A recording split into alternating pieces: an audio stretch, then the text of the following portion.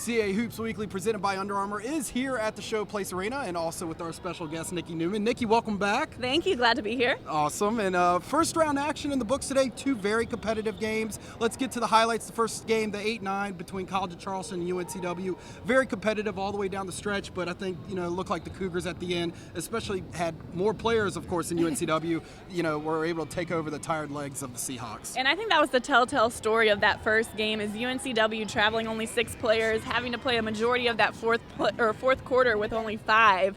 And you could definitely tell down the stretch they were getting tired, but Charleston was able to capitalize on those mistakes and really push out that lead.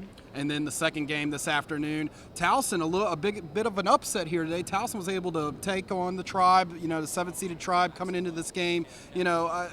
What does it mean for the Tigers, having a rough season like this, coming as the last place seed and able to get a first-round victory? I think that's absolutely huge what they did today. They came out and played with a lot of energy, a lot of excitement, and once you get into tournament play, it's a clean slate, 0-0, and that's exactly how they played today.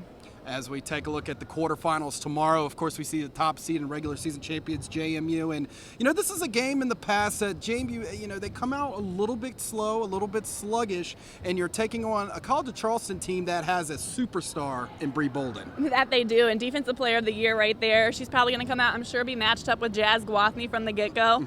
And it's going to be a tough first game. You're kind of getting jitters out at first, and JMU had the day off today as well. So I'll be curious to see how they come out and play. And then following that game will be the 4-5 game between Delaware and Elon, and Elon has looked very good down the stretch. That they have a tremendous basketball team, a team that I think could have been up there 2 or 3 as well, finishing the conference. But that'll be another fun game. Delaware obviously always comes into tournament play ready to go.